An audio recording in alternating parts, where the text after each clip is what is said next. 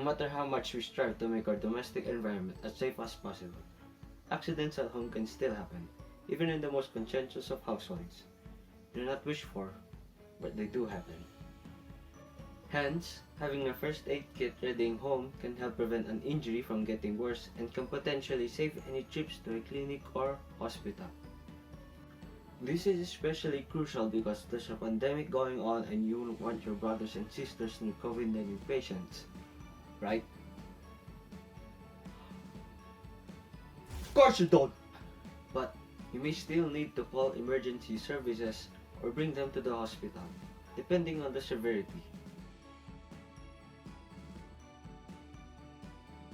The number of deaths was up to 18.9% from the 2019 total of 131,400. An additional 46,800,000 people suffered from non-fatal medically consulted injuries. The death rate per 100,000 population was 47.4. When it comes to the health of our families, especially those with children, it makes sense to know what exactly to do if the following scenarios do occur, such as treating bruises you get from objects falling on you, trips and falls, treating injuries from sharp objects and glass-related injuries, sprains, burns, as well as making mistakes with regards to first aid. Hey, you're not supposed to drink that. So for this video, we're going to introduce you the contents inside the first aid kit, as well as instructions on how to use them to avoid mistakes when performing first aid. But before we move on to the contents of the first aid kit, let's go over the definition of the first aid kit. A first aid kit is a set of materials and tools used for giving emergency treatment to a sick or injured person. Okay, Mark, but where did first aid kits originated from? A fateful conversation inspired the creating of Johnson & Johnson's first aid kit, which was released in 1888. Aboard a train heading to Colorado for vacation, company founder Robert Wood Johnson struck up a conversation with the Denver and Rio Grande Railway's surgeon. The doctor explained to Johnson the dangers of railroad construction and the lack of medical supplies to treat the unique industrial injuries that were often incurred great distances from hospitals. From this exchange, Johnson saw the opportunity to both advance the field of healthcare and build his young business. And from this, the modern first aid kit was born. And lastly, to be prepared for emergencies, keep a first aid kit in your home and in your car. Carry a first aid kit with you or know where you can find one. And find out the location of first aid kits where you work. Now whether you buy one or put one together, make sure it has all the items you may need, which we'll be discussing in the next part.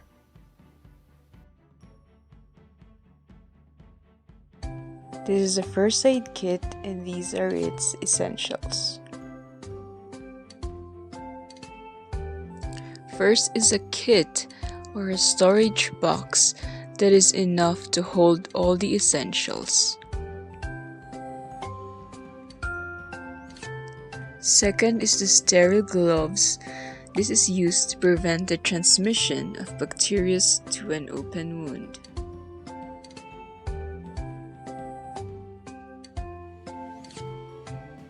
These are bandage strips that aids in preventing cross-contamination.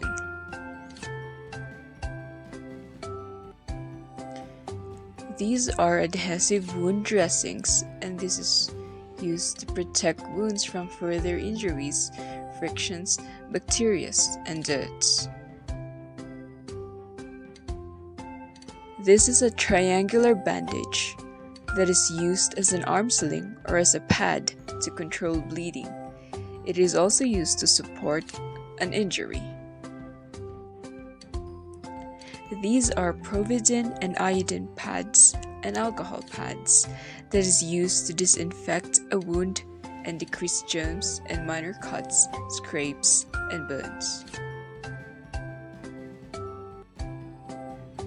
This is a PBT bandage, and it is used to wrap around a limb or splint during healing. It is also used to hold bandages in place. This is a medical tape that is used to attach bandages, gauze, and other dressings to skin around the wounds. This is a tourniquet or a tourniquet, and this is used to reduce the blood flow to a limb in the event of a life-threatening bleeding.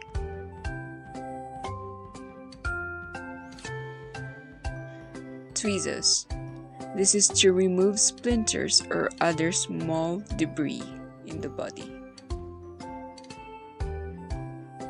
These are safety pins, and it is used to fix bandages.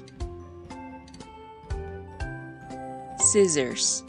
This is used to cut bandages to fit the wounds and help remove dressings so bandages can be cleaned.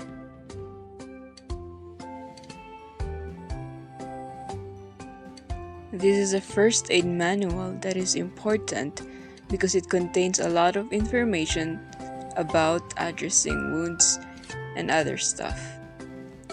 These includes bleeding, bite stings, eye injuries, burns, scalds, spinal injuries, and chest pains. This also includes the DRAB-C action plan.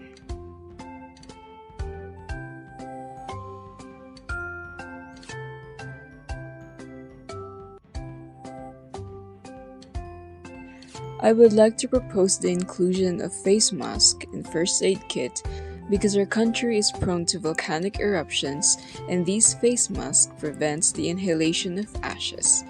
These also is used to reduce the spreading of viruses.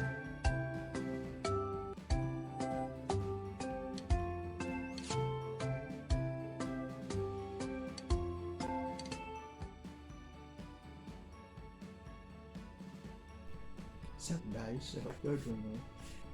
Now, I'm going to share some important insights when administering first aid. Here I've listed 7. First, assess the situation in a timely manner. You should get a full picture and understanding of what happened by carefully assessing the situation in a timely manner.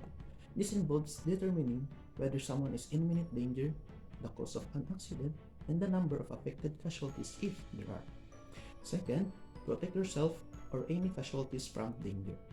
Never put yourself at risk, otherwise you won't be able to help others if you are injured. Also, make sure that casualty is in a safe place. Now the third, assess the victim. Identify the injury or major illness affecting the victim as best as you can. Then give initial treatment. And if there are lots of victims, then attend with the most serious or the life-threatening condition first. Now we have the fourth. Stay calm, reassure, and take charge.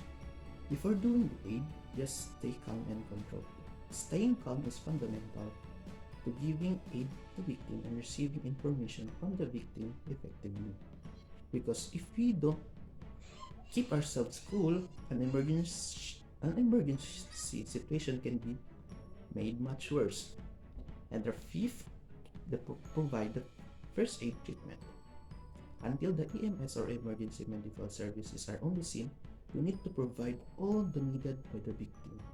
This may include the CPR application for the airway obstruction and the use of AED to relieve shock and other heart-related emergencies.